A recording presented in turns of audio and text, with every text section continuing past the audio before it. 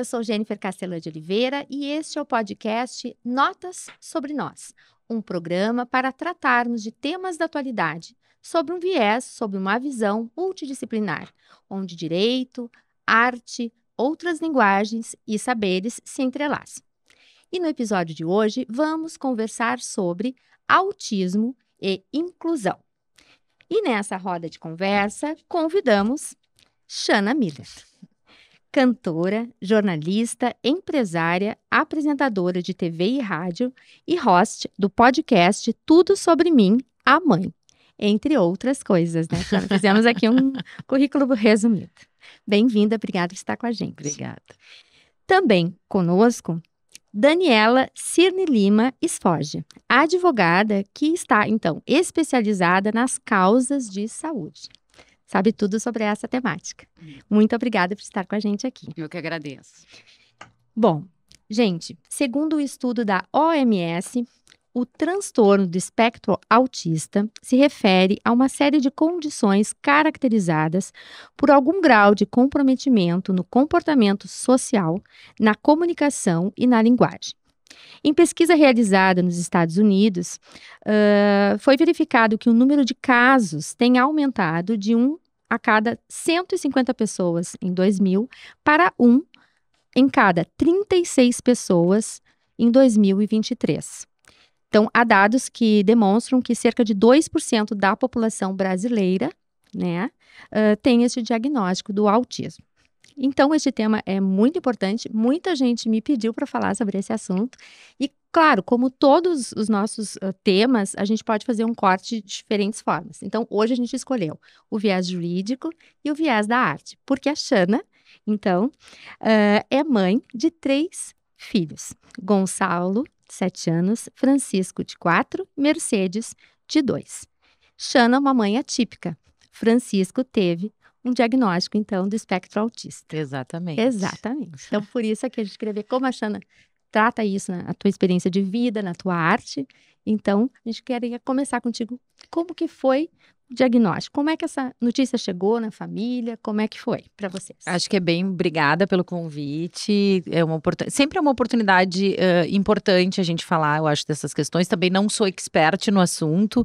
A cada momento e cada situação que a gente vai vivenciando com o Francisco, a gente vai aprendendo e se informando mais. Mas acho super importante essa pauta aqui, porque ela não é uma questão apenas das famílias atípicas e as suas dificuldades, muitas vezes jurídicas, né, que são fundamentais da gente falar também, mas para a sociedade de um modo geral. A gente não pode falar sobre inclusão sem informação. Então, acho fundamental que a gente esteja aqui falando sobre isso para as pessoas que não vivenciam isso no seu dia a dia, muito mais do que para as famílias atípicas. E no nosso caso, o Francisco tinha 1 ano e 4 meses, 1 ano e 5 meses, quando a Mercedes nasceu, né? A Mercedes tinha 1 mês de vida quando a gente recebeu o diagnóstico. O que aconteceu?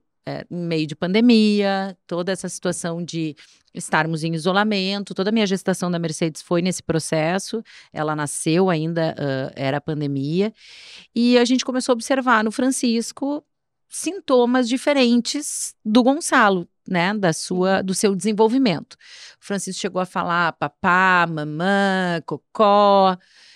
Daqui a pouco o Francisco parou de falar, ele não se referia mais a nenhuma pessoa, nenhum objeto de forma funcional, ou seja, ele balbuciava algumas palavras, mas não usava as palavras para se comunicar. Algumas estereotipias, né? O Francisco começou a pegar brinquedos, enfileirar ou não usar de forma funcional também o carrinho, empurrar, né? Ele só carregava na mão, parava em frente à TV e começava a fazer movimentos repetitivos, não apontava. E aí a gente começou a chamar pelo nome dele e ele não respondia. Ele não olhava, ele deixou de interagir com o ambiente, com as pessoas. Isso em torno de 1 ano? 1 ano e 4 meses ele tinha. Que é uma fase bem importante de uma poda neural, né? A gente tem várias podas neurais durante a vida. E é uma fase onde muitas vezes se identifica o autismo nas crianças entre 1 ano e 4, 1 ano e 6, 7 meses. Porque é justamente uma fase em que isso acontece, e aí há toda uma explicação, né, médica do que acontece com essas sinapses no cérebro de uma criança autista. E aí nós fomos atrás. Na verdade, a minha mãe, eu disse, mãe, preciso falar uma coisa contigo sobre o Francisco. Meu marido é médico, estava em isolamento, a gente se via esporadicamente, porque não existiam os testes em farmácia, né? Tinha que fazer o teste e ficar um tempo esperando pelo resultado. Disse, mãe, eu preciso te dizer uma coisa, tem alguma coisa errada com o Francisco. E ela disse, sim, justamente queria te falar. Acho que o Francisco não me escuta. Ah, entendi. Acho que ele tem problema auditivo. E eu disse, não, mãe, o Francisco é autista. Porque aí eu já tinha passado madrugadas, amamentava a Mercedes e lia tudo que eu podia. Na rede, assim, no primeiro momento. E dito e feito, né? A gente levou ele na doutora Fabiana Munhol. Primeiramente, a gente levou ele, eu liguei para minha amiga Bel Ferrari, né? Que eu sabia que tinha um filho autista. E disse, Bel, me ajuda, porque eu tô super desconfiada. E ela me indicou a visitar. É muito interessante isso, porque a Bel me indicou que fosse na psiquiatra dela. E depois, um tempo, eu descobri que ela fez isso porque ela queria que eu me cuidasse Tivesse preparada. Essa era uma pergunta que eu queria te fazer. Como é que foi a reação do teu marido sendo médico? Como é que foi o acolhimento da família? O Juliano levou um tempo a mais para processar a informação. E explico, o Francisco sempre foi muito mais apegado a ele. E como havia esse distanciamento, ele ficava dias sem ver o pai. Quando o Juliano chegava, ele ia até o Juliano, ele brincava com o Juliano. E houve um dia em casa, já nós de volta, porque isso tudo aconteceu na praia. E aí toda a dificuldade, né, de marcar consultas, enfim. Sim, no meio da pandemia, né, gente? E aí nós fizemos um churrasco em casa, eu, ele e as crianças. E o Francisco começou a correr, ele corria muito, assim, de um lado para o outro, assim, ficava correndo para se autorregular, né? Depois a gente descobriu que era para isso. E ele ficou chamando o Francisco, ficou chamando, e o Francisco nada.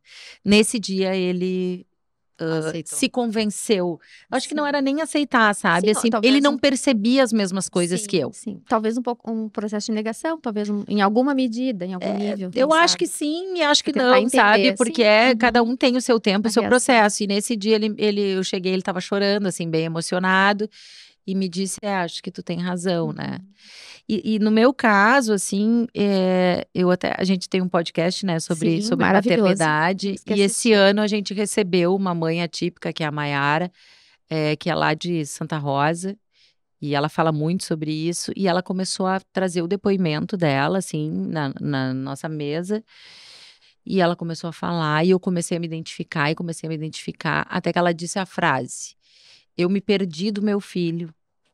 Eu olhei o meu filho só pelo autismo e me perdi dele como mãe.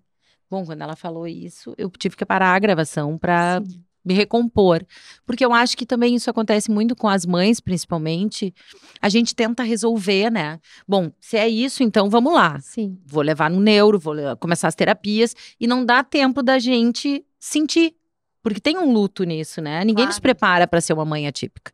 Acho que isso é muito importante dizer. Foi sábio da tua amiga te mandar aí a psiquiatra. Porque tem toda a questão da criança, mas da família também precisa de um acolhimento, de um olhar, né? Eu recebo famílias no escritório, né? Eu faço processos, né, para que essas crianças tenham cobertura das terapias, do tratamento, e muitas vezes senta o casal à minha frente, aí me contam objetivamente, que nem tu tá falando, não, a operadora de saúde me negou o tratamento, ele precisa desse tratamento, ele já tem vínculo, então cada situação é uma, e aí, às vezes eu faço a pergunta, e como é que vocês estão encarando isso?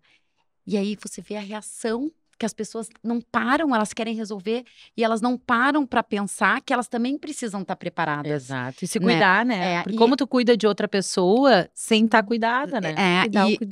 E o pai, geralmente, acho que a maioria dos casos, a mãe, por ter mais vínculo, tá aceitando e acolhendo, talvez maturou já esse diagnóstico, e às vezes os pais levam mais tempo. Então, eu consigo entender, eu vejo isso muito no dia a dia, o que tu está falando. E é um processo, assim, mesmo difícil de lidar. Tem um texto que eu sempre leio, assim, eu faço uma palestra falando sobre vários assuntos, tradição, maternidade, inclusão, e eu sempre leio esse texto que é Bem-vindo à Holanda, que eu encontrei no livro Talvez Você Deva Conversar com Alguém, e que ela conta exatamente isso, né? A pessoa se preparou toda a vida para viajar para a Itália, aprendeu a falar italiano, pegou os figurinos, né, para visitar a Itália, olhou os guias. Quando ela desembarcou, a aeromoça diz: Bem-vindo à Holanda.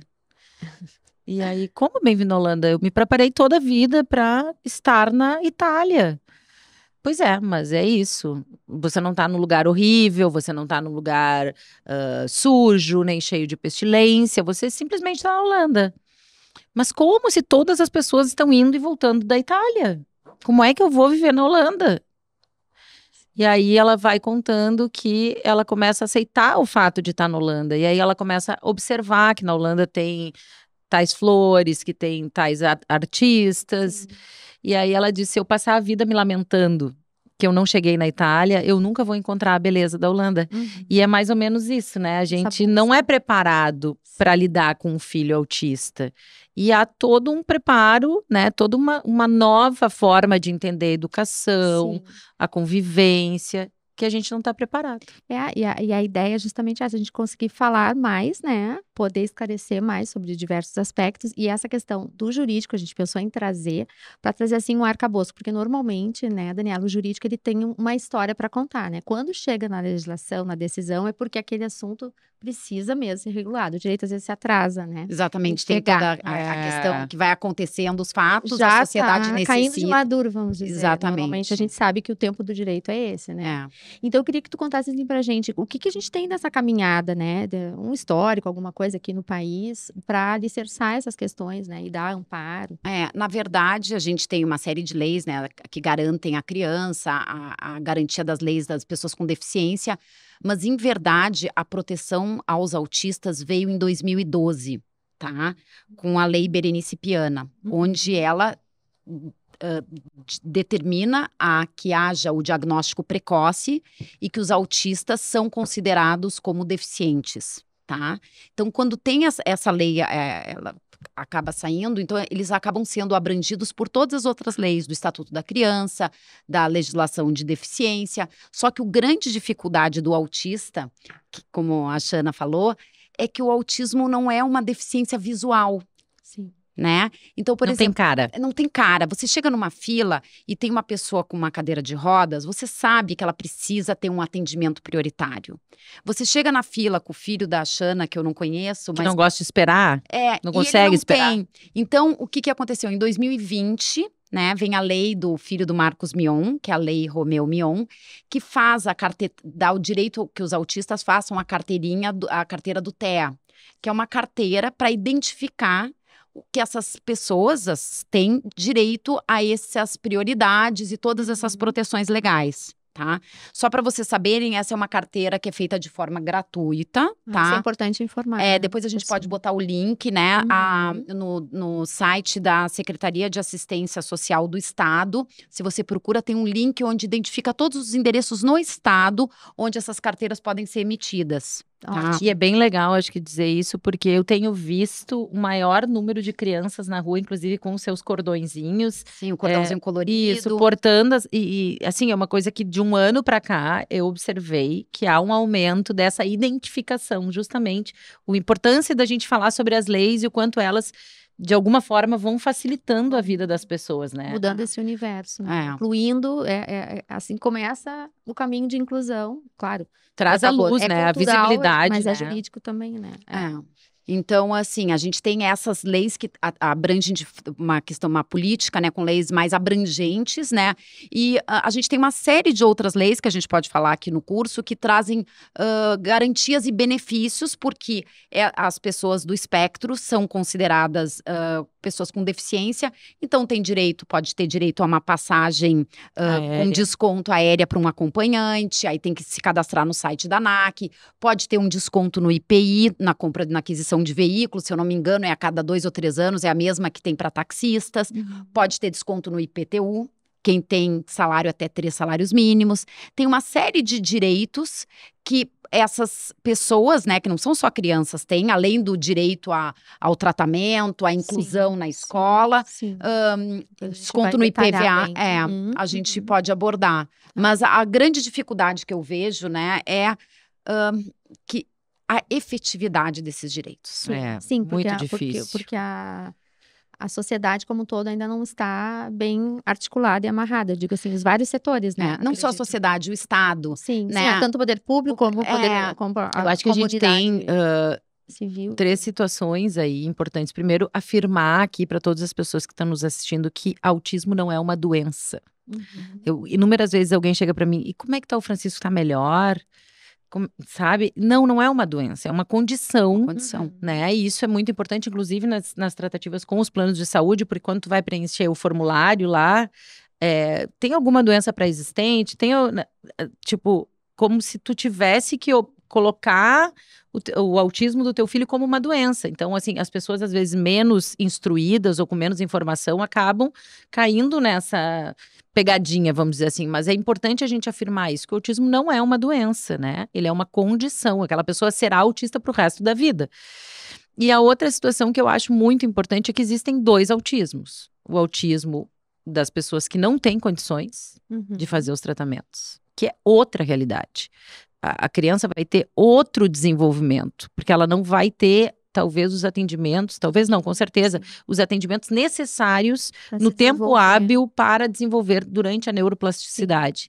E o autismo das pessoas que têm condições, que penam com os planos de saúde, que pagam planos de saúde caríssimos e que mesmo assim pagam tratamentos caríssimos porque não conseguem esse acesso. Né? E até eu ia perguntar também essa questão do acesso ao diagnóstico, né? Porque eu li, a gente na produção, né? Mas agora vocês é que conhecem o tema, por isso eu trago aqui. Mas sobre a questão do diagnóstico na rede pública, né? Que agora os médicos estão já tendo uma especialização, um credenciamento para que se possa fazer mais rapidamente, porque a própria acesso ao diagnóstico, eu acho que já é uma batalha. Despreparo, a carteirinha, as famílias de baixa renda que têm direito ao benefício continuado, que precisam daí agendar no INSS e fazer uma perícia para ter essa identificação. Mas aí elas conseguem o diagnóstico e eles aí têm que fazer uma perícia. Mas aí quem é que encaminha para essa perícia? O próprio médico da rede pública pode fazer esse encaminhamento? Pode encaminhar, e aí eles fazem o cadastro no INSS como qualquer outro benefício. Só que são famílias que têm, como ela disse, os tratamentos multidisciplinares, as terapias, são extremamente caras. Tá? E essas famílias, para receber esse benefício, são famílias que têm que ter renda per capita de menos de 1/4 de salário mínimo. Ou seja, uma família de 5 pessoas, a família tem que ter a renda total de R$ 1.500. E os tratamentos são caríssimos. Não, e a mãe tem que ter disponibilidade, ou o pai, de levar no horário de trabalho. Não, e tem uma outra lei que é interessante, que é para os servidores públicos federais. Eles têm direito a uma redução da carga horária. Não é uma compensação, uma redução da carga horária. Só que a gente não tem no estado. Aí aqui no estado do Rio Grande do Sul, exatamente, é federal. Em outros estados São Paulo já tem. Aqui tem um ganho de uma defensoria do interior que ganhou para uma mãe que ela entrou. Então, assim, aqui você tem que entrar com uma ação e ganhar uma liminar para provar que o teu filho é autista e que tu não tá com condições de cumprir o cargo horário do concurso que tu passasse. Porque precisa acompanhá-lo nos tratamentos. E mesmo a gente pensando nas famílias de baixa renda, por exemplo, alguém que trabalha 8 horas, né? Em que momento vai levar o filho? E precisa daquele salário para sustentar uma família de 5 crianças, de 5 pessoas. Sim, e esse benefício ainda ele é muito singelo, muito pouco. Esse benefício, que aí teria direito a um benefício assistencial, mas o valor O que acontece, que tem acontecido no Rio Grande do Sul, desculpa te interromper, O governo do estado, acho que no ano passado, né, lançou os centros de atendimento multidisciplinares, que eu já vejo em algumas cidades, inclusive em Lajeado, onde o prefeito Marcelo Caummo tem um filho autista, é uma das cidades precursoras. Eles têm um centro onde todos esses atendimentos são prestados de forma gratuita para a população, né? Porto Alegre tem o centro, né? Foi inaugurado, acho que no primeiro semestre desse ano, que é na Bento Gonçalves, no Partenon, mas o que está acontecendo ali é o seguinte, todas as crianças que estão sendo encaminhadas para lá, eles não, é um espaço de 400 metros quadrados, eles não têm estrutura. Então, eles estão só cadastrando as crianças para um atendimento daqui a 2 anos. Imagina. E a Jana falou uma coisa que é muito importante, tá? Eu que estou lá no dia a dia, que eu preciso contar para vocês, é a questão da plasticidade cerebral. Sim. Então, assim, primeiro que não é uma doença, é uma condição. Sim. Então, esta condição numa criança tratada, tá? Ela pode se tornar e ter resultados muito melhores do que uma criança que não tem esta condição.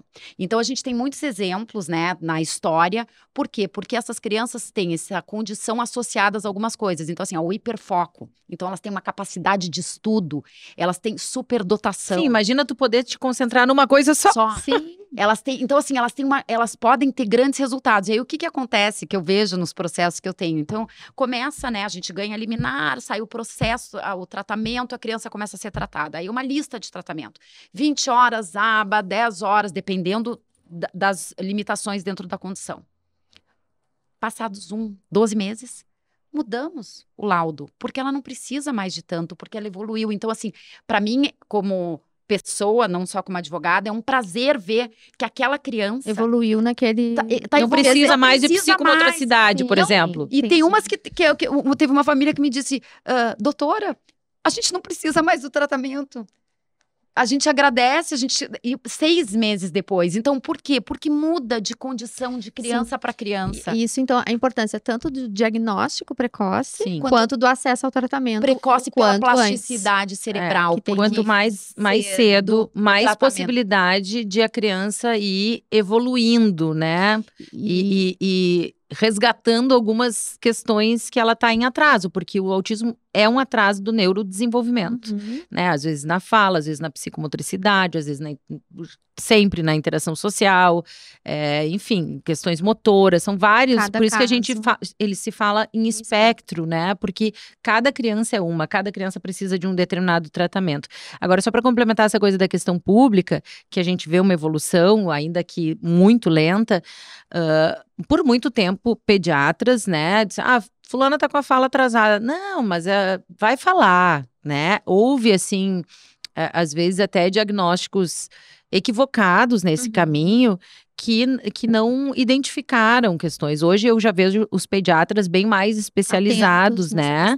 Atentos nessa questão. Inclusive a carteira, né? A carteirinha do sistema público, do SUS, hoje apresenta ali os marcos de desenvolvimento para que o pediatra vá completando e identifique prontamente quando a criança tem algum atraso. Sim, já faz uma abordagem dirigida para... Exatamente. E as pesquisas hoje já conseguem identificar em movimentos do bebê, em balbucios do bebê, sintomas e começar essa intervenção ainda mais cedo. Porque a gente tem ouvido também bastante casos, assim, adolescentes, até adultos, né? Hoje em dia, que se chama do diagnóstico tardio. A própria Letícia Sabatella, há poucos dias com... Não, porque eu não sou médica, né? Mas eu acabo lendo e tenho acompanhado. Tem o diagnóstico no filho, e aí a pessoa vai porque tem a questão genética, né? Tem as mutações, mas assim... Então, quando na nossa época não tinha diagnóstico. Não. Daí a gente se dá conta daquele colega que tinha um hiperfoco, que ele passou em todas as faculdades, né? E ele tinha uma dificuldade no ambiente, mas acabava dentro... Mas era menos, né? Era menos. Mas eu acho que tem muito a ver com o mundo atual. Tá? Que tu estava explicando, né? Que a dificuldade da mãe estar preparada, né? Eu tô indo para Itália, eu não tô indo para Holanda, que tem uma questão da nossa cultura ocidental, que a gente não aceita o que é errado, a gente não aceita perder, a gente acha que é errado, né? E que não aceita o que é feio, e que é uma coisa que a gente tem que mudar isso. E o ambiente onde os nossos filhos, eu tenho filhos também, crescem. É de padronização. E não é por aí, né? E o acolhimento, na minha opinião, não é só da criança ou a família saber acolher, o ambiente todo. Sim, Isso é o mais importante. Por Toda a essas sociedade. estatísticas e previsões que a gente tem de aumento, então assim, dentro de cada sala de aula deve ter uma Pois então, criança. Aí eu vou trazer essa parte também, que é uma preocupação de muita gente. Como é que é essa questão das escolinhas? Xana, como é que é a tua experiência? E depois, o que a gente tem de previsão, né, Daniela, também legal, nessa parte da inclusão da criança Eu acho que na vida educação escolar, né? infantil Como é que é tá mais isso? fácil. Na Uhum. educação infantil, os meus filhos estudam numa escolinha que tem bem poucos alunos e na mesma turma, 2 meninos ele e mais um coleguinha autista. Numa escolinha em que a professora está fazendo especialização em inclusão e em comportamental, enfim, desenvolvimento, que é uma exceção, né? O que a gente vê é, e eu ainda disse que eu tô demorando para colocá-los numa escola maior no sentido Sim. de estrutura, porque não quero me deparar com essa questão da Desse inclusão, né? enfrentamento Que de a como gente, vai ser porque tu sabe que na resolvido essa escola grande tu vai ter uma cota, né? Não não, nós somos muito inclusivos, mas são 2 autistas por turma, 1 autista por turma. Mas ele tem um acompanhante terapêutico. Não, nós não aceitamos acompanhante terapêutico, nós temos os monitores, mas os monitores não são pessoas preparadas para trabalhar aquela especificidade daquela criança, né? E, infelizmente, o monitor tá ali para cuidar e controlar a criança, mas não para não tá preparado para fazer com que aquela criança se inclua, né? Ou ajudar a professora, por exemplo, a ter um material específico para aquela criança. Tem uma deputada de São Paulo que tem um filho autista, Andrea Werner, e ela publicou um vídeo há pouco tempo de como o filho dela foi alfabetizado. Ele não fala. E a professora preparou todo um material específico para ele.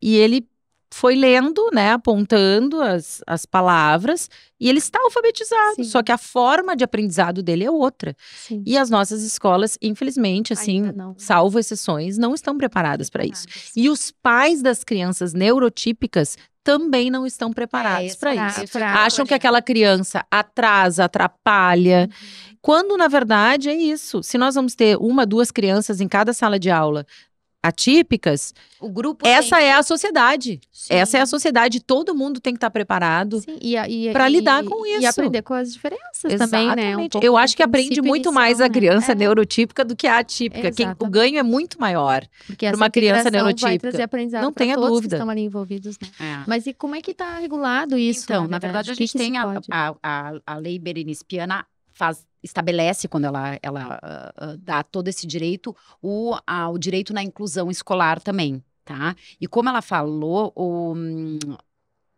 auxiliar terapêutico, tá? Que deveria estar dentro de sala de aula, é um reabilitador. Diferente do monitor. O monitor vai dar ajuda nas questões básicas para eu toalete, para se servir uma água, mas ele não vai ajudar a reabilitar e fazer com que aquela criança aproveite aquele ensinamento. Só que as escolas privadas não estão aceitando os acompanhantes terapêuticos em sala de aula. Eles só aceitam o monitor deles, tá? E por quê? Pois é, eu queria saber, assim, essa pessoa, ela é trazida pela família ou a escola? Pela família. A família, isso é um ponto. A escola disponibiliza, na rede pública não tem nada. Disponibilizado o monitor, na rede privada. Na rede pública tu não consegue nada, tá? Por hora não tem essa organização, essa efetividade. Então, a efetividade da legislação. E o que acontece? Nas escolas privadas, as escolas querem ter sua equipe interna. Então, eles têm os monitores deles e não aceitam, são pouquíssimas escolas que aceitam acompanhante terapêutico. Mas isso hoje em dia se judicializa? Como Pode é que tá? Em que pé mas está imagina que tu vai judicializar a escola onde teu filho vai estudar. Sim, pois é. Eu nem quero mais que ele estude lá. Eu tenho 2 casos. O que está acontecendo? Eu tenho 2 casos, porque o que acontece? Às vezes, cada criança do espectro tem situações que elas se desregulam. Tá? Então, assim, maiores, principalmente assim na adolescência, que tem hormônios, que tem o ambiente, tem umas que têm problemas com barulho, às vezes ficam agressivas em sala de aula. O monitor, muitas vezes, pode segurar aquela criança, mas a escola encontra um motivo para não querer mais ele lá dentro. Eu já tive algumas famílias que me procuraram para entrar com ação contra escolas para manutenção do filho, dentro Mas da é isso que eu pergunto. A escola, pela nossa, o que tem de proteção pro... Eles não têm obrigatoriedade de Isso eu ter um quero saber. Eles acompanhamento. Tem. não é possível, não se pode Tem uma hoje pessoa externa. exigir. Não pode. Não pode. Isso Você que eu pode queria entrar saber. com uma ação pedindo, mas essa exigência e eles não querem, eles têm mantido. Meus filhos estudam numa escola grande. Na escola deles, eles têm colegas atípicos dentro de sala de aula. O meu filho agora não tá fora, fazendo um estudo fora, mas assim, os dois sempre tiveram uma criança com deficiência, que ficou muito amiga do meu mais velho, mas eles não aceitam, são só monitores. E muitas vezes os monitores, que eu fico sabendo, né, porque além da questão do trabalho, eu observo o que acontece no ambiente. Escolar. O monitor, ele anda de uma sala para outra. Com certeza, ele é um monitor para uma mesma série. E aí acontece essa descompensação de uma criança por causa de um barulho, alguma Ele não coisa. tá lá na hora. E aí ele não tá lá, e aí é um evento. Que causa um transtorno pra... E aí uma outra mãe diz, a Então chega a criança me dar um estado narrativa, nervoso de ouvir a isso. criança Nós pegou a estamos antecipando tesoura, um ficamos drama ali, ameaçados. E aí aquela criança que precisa de um acolhimento acaba que fica rechaçada, vamos dizer. é né? rechaçada do ambiente. Pelo grupo. Então, assim, é muito complicado. Eu acho que tem que ter uma conscientização geral, né? Eu acho que tu ainda não enfrentasse esse momento de ir para uma escola grande com teu filho. A gente não sabe, né? Tu não sabe ainda quais vão ser os desafios dele. Espero que Exatamente. sejam poucos, né? Exatamente. Mas Ainda estamos despreparados enquanto Então, poder resumindo a público, questão sociedade jurídica. e legislação também, pelo jeito. A efetividade. escola não tem obrigação de aceitar o atendente terapêutico, nem de disponibilizar um atendente terapêutico. pode entrar com ação com base nisso. Hoje em dia, o que eles disponibilizam é o monitor. Mesmo Pela despreparado. lei, você entra e diz, eu preciso. Existe uma lei que determina a inclusão do meu filho aqui dentro. Mas é aquela história, tu vai brigar com a escola que o teu filho vai ficar? Eu tive 2 casos de 2 crianças esse ano Dá que vontade saíram de da dar aula em escola. casa, né? Sim, e aí eu tenho uma amiga que até eu falei que eu gostaria de ter convidado para vir aqui, que é a Juliana Davis, ela tem um filho, e ela encontrou o filho dela, é adolescente, ela me disse, ela me chama de Dani, Dani é difícil porque ele tem a idade do meu mais velho, tem 15 anos, ele quer ter pares para brincar. E ele vai sendo excluído naturalmente. Ele tem os desafios dele de aprendizado e ela acabou colocando ele numa escola pública. Eu tenho vários depoimentos de pessoas que a escola pública, o ensino público Acolhe melhor. Acolhe o grupo melhor. Acolhe melhor. Grupo, sabe por quê? Porque é aquilo que a gente falou no começo, aceita as diferenças mais do que esse ambiente. Às vezes a gente acha, estou pagando uma Padronizado. escola privada maravilhosa para o meu Sim. filho, mas assim, não tem um ambiente onde acolhe as diferenças. Então, a médio e longo prazo, o aprendizado e o ganho dessas crianças que estão na escola é muito menor. E o que acontece? A escola pública te permite, porque pela lei, toda criança tem que estar matriculada numa escola. Pois é. E aí te permite a questão da carga horária e de tu encaixar para que a tua criança se desenvolva e esteja numa escola pública e tenha amigos e seja acolhido num ambiente menos Menos excludente. menos excludente. É triste que eu tô te dizendo, por um lado, porque Não, mas eu acho é um que é um depoimento aprendizado para todos nós. E muitas vezes, inclusive, os professores da rede pública estão mais preparados também. Isso é uma questão que eu já ouvi. Eu tive há poucos dias na APAE, né? Eu recebi uma homenagem na APAE. Cada mês eles homenageiam um A artista. NAPAI que se tira a carteirinha em Porto Alegre. É um dos lugares. Porto Alegre tem 3 lugares. E foi tão incrível, assim, né? E ver... Porque quem trabalha na APAE trabalha por escolha, né? Não é... a pessoa tá lá por amor, por vontade, por necessidade emocional, sabe? E lá a gente tem crianças das mais diferentes, né, deficiências, né, síndrome de Down, autismo. Mas é tão reconfortante. A única coisa que entristece é que essas crianças tenham que ter, crianças e adultos, né, que estão lá, tenham que ter um ambiente excludente, né, exclusivo para eles. Lugar, e não no meio do... Eu tenho da sociedade a como Bel todo. Ferrari, só para complementar essa coisa da inclusão, o João Pedro, filho dela, estuda numa escola que tem um acolhimento muito grande, né, para neurodiversidade, e que agora, há pouco tempo, estava a ponto de falir porque os pais das crianças não típicas aceitam. começaram a tirar seus filhos, entendendo que as crianças atípicas Estaria- atrasam o desenvolvimento dos prejudicando. seus filhos. Isso é muito triste, né? É um olhar meio individualista, assim, da sociedade para o seu próprio umbigo, vamos dizer assim. Aqui Tem em casa não escolas- tem essa situação e não tem e porquê. tem escolas que né? aceitam o auxiliar terapêutico AT, tá? Mas eu acompanho as publicações dela, e é bem isso, eu acho. E tem outra que acabo conversando com o Ministério Público por causa dos processos, com os desembargadores, e a gente tem que encontrar uma forma. Eu não tenho filhos atípicos, meus filhos são típicos, mas assim, de melhorar essa situação. Políticas públicas, exigências da escola, um acolhimento e assim, uma reeducação das pessoas. Porque vem de cima, é de casa, que nem a tua amiga está falando, os pais estão tirando os filhos, em vez de fazer a leitura de que aquilo é um aprendizado. Para eles e para o mundo, né, que vai vir aí pela frente. Sim, um mundo mais empático, né, que a gente tem que construir, né? Exatamente. E na questão da legislação, assim, dos planos de saúde, tá muito difícil, né? Assim, a primeira palavra que a gente escuta, assim, 2, 3 meses num plano não adianta. Vai ter que ser através da justiça. O que acontece, tá? Eu acabo conversando, eu me envolvo, eu tenho empatia, porque eu sou mãe e porque, né, a gente fica preocupado. Eu, às vezes, estou com um processo lá que não saiu a liminar, e aí faço um agravo, que é um recurso, e aí vou falar com o desembargador e eu pergunto, Excelência, mas o senhor tem netos, o senhor tem filhos, essa criança precisa do tratamento. Então, assim, qual que eu sinto o judiciário? Existe do judiciário uma preocupação com as operadoras de saúde, tá? Para que essas operadoras de saúde tenham condições, porque são tratamentos extremamente caros. Sim. Tá? Então, assim, qual tem sido o resultado? A gente tem ganho as liminares, as crianças, os processos que a gente tem no escritório, que não são poucos, a gente tem praticamente ganho todas as liminares, tem a questão da efetividade, os prazos judiciais, que às vezes as pessoas não imaginam, vou entrar e vai ser amanhã. É liminar, tem tramitação preferencial por ser criança, por ser considerado deficiente, apesar de ser uma condição pela lei. Então o processo anda mais rápido, mas tem os prazos, o tempo de cumprimento por parte das operadoras. A gente tem ganho, os tratamentos são caros, tem tratamentos seguros, né, de saúde que tem coparticipação. Então, tem tratamentos que a gente consegue tirar coparticipação porque é uma relação de consumo, então não tinha previsão contratual. Tratamento ABA, que é o mais caro, geralmente não está previsto no contrato. Então, a gente consegue afastar, porque tem a questão... Olha, eu deveria ter falado contigo antes.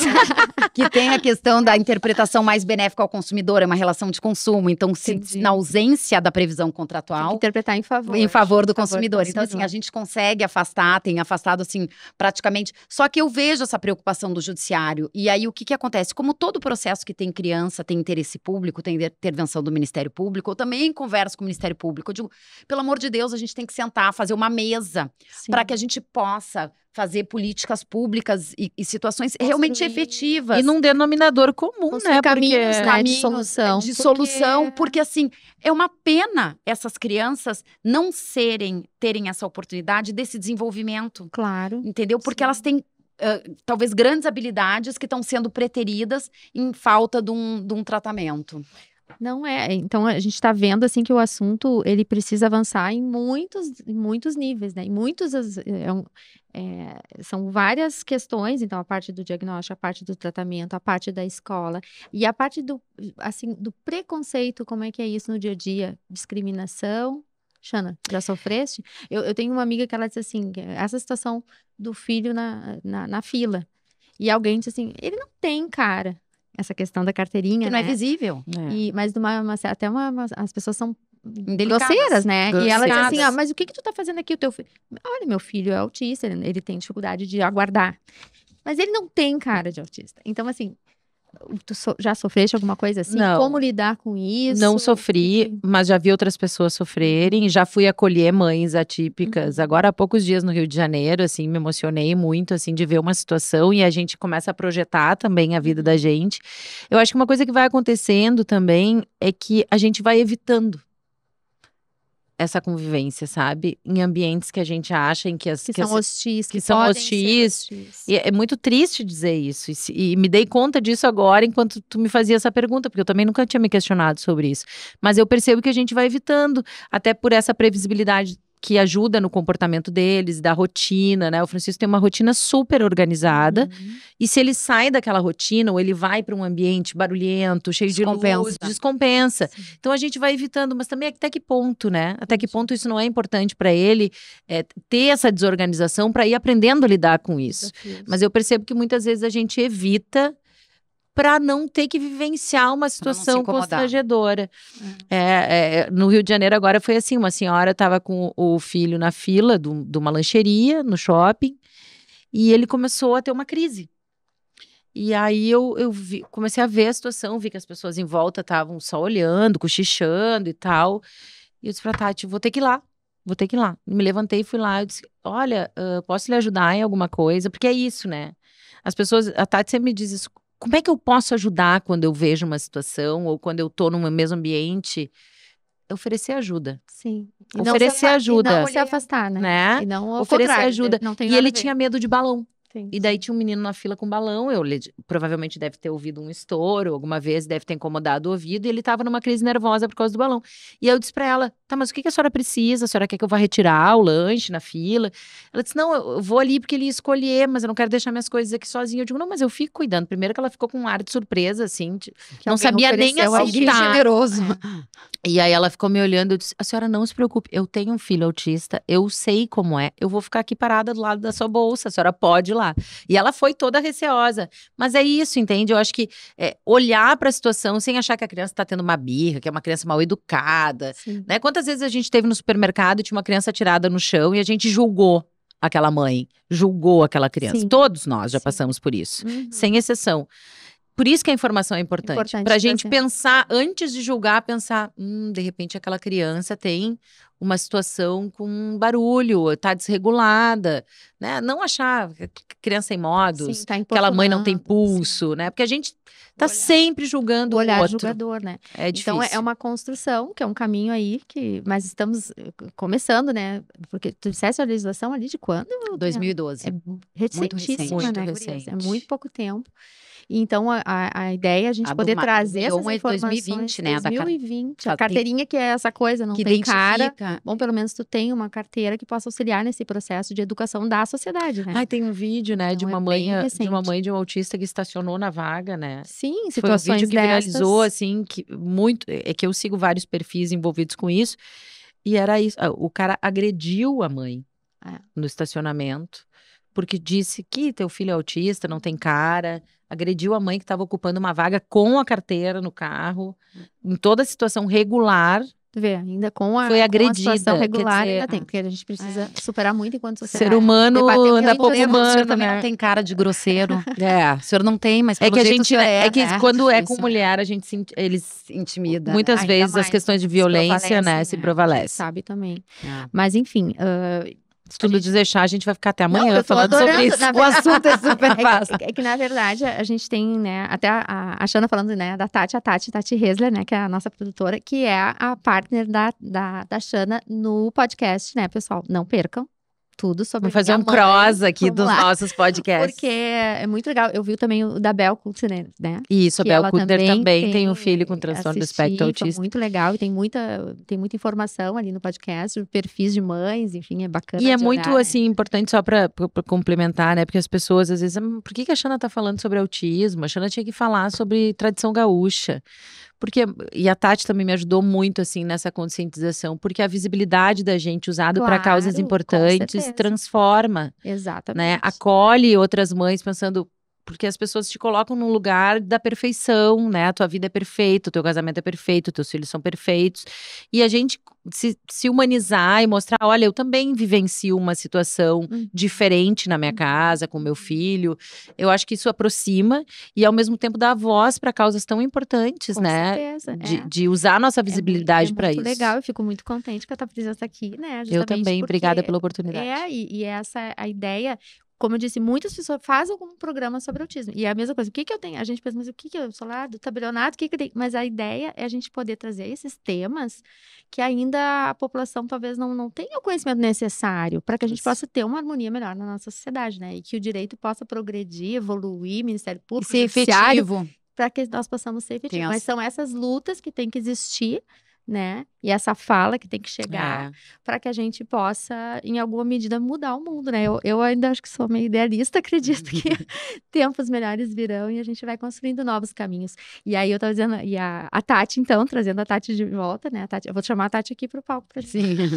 Mas, enfim, ela tá lá ali nos bastidores e a gente sempre comenta, né? Cada episódio dá vontade de fazer mais 2, 3, né, gurias? Porque são recortes diferentes e tem muito assunto para tratar. E esse tema do autismo, ele é enorme, né? E vamos ter que fazer um repeteco aí. E é uma descoberta constante também, né? Mas Sim, acho que o primeiro passo progressos sempre é a e tudo informação. mais. Isso aí. E agora eu queria pedir para a Xana, né? Então vamos abusar dos dotes artísticos da Xana. Mas é que assim, a gente viu, né, na produção, ela tem uma poesia, além de cantar, mas hoje aqui ela vai declamar para nós, né? A gente combinou. Pois é. Uma poesia lindíssima, né? Que ela fez para o Francisco. Que aí, primeiro eu queria que tu me dissesse assim, como é que a arte te ajuda, né, a lidar nesse processo? Aí depois eu queria ver as considerações finais das duas aqui e depois eu queria a poesia. Quero tudo hoje. Tá bom. Eu acho que a arte é a emoção, né, que a arte proporciona, principalmente para quem a faz, é um lugar de acolhimento, né? Então, a música sempre é o meu lugar de felicidade, e por ser o meu lugar de felicidade, também cura as minhas dores. E é muito interessante porque eu não sou compositora. Né, eu tenho os meus escritos guardados, mas por ser jornalista, geralmente é uma notícia de jornal, que os meus escritos são coisas muito literais. E esse poema para o Francisco foi algo que me desceu, assim, né? Foi uma forma, acredito eu, também de processar a minha relação com ele, né? E colocar as minhas angústias ali. Então, eu acho que a arte tem me ajudado a processar, né? As minhas situações cotidianas, as minhas emoções, não só com o Francisco, mas com todos os meus filhos e com a minha vida e com as minhas angústias sobre o mundo, porque eu acho que a maternidade nos abre esse olhar diferente, né? Antes a gente é mais individualista. Quando a maternidade chega, a gente começa a olhar para o mundo e pensar para onde vai, né? Então, acho que isso é transformador mesmo. E tá na minha arte dessa maneira. A maternidade transformou a minha arte num lugar melhor. Que lindo. Então tá, então segura aí que nós vamos ouvir o poema. Tomara que eu lembre todo. E para mim, o que eu posso dizer também que o direito sem empatia, né, não é efetivo. Então, eu como mãe, também voltando para a maternidade, eu luto nesses processos que eu faço, que nem eu digo, com faca na boca. Porque eu me empatizo com aquelas crianças que podiam ser minhas e que eu quero muito que elas sejam tratadas. E tenho, assim, uma empatia também para essas crianças, como tu disseste, que não têm acesso aos tratamentos e eu gostaria de poder fazer algo mais. Então, acho que... Faremos todas juntos aqui. Né? Te agradeço, como mãe te agradeço. Então tá, gurias, adorei, foi muito legal. E agora a gente podia encerrar, então, com esse poema, né? Vamos lá, vamos tentar. Obrigada a ti pelo convite. Então, vamos ver se eu lembro todo. Para onde vai esse olhar perdido no infinito da tarde? Como faço para te encontrar? Menino, me deixa entrar nesse mundo que é só teu. Encosta teu rosto aqui, no amor meu. Para onde vai o galope sem fim, os giros no mesmo lugar? Menino azul de amor, me dá tua mão para andar. Onde te perdi de mim, aponta para mim o lugar. Ah, esse azul do olhar, um mar que eu não posso nadar. Menino azul de amor, me dá tua mão para andar. Onde te perdi de mim, aponta para mim o lugar. Déjame entrar, estoy a tu puerta, no cansaré de golpear. Déjame entrar, menino azul de amor, deixa a mamãe te amar. Lindo. Ai, Obrigada. Muito obrigada.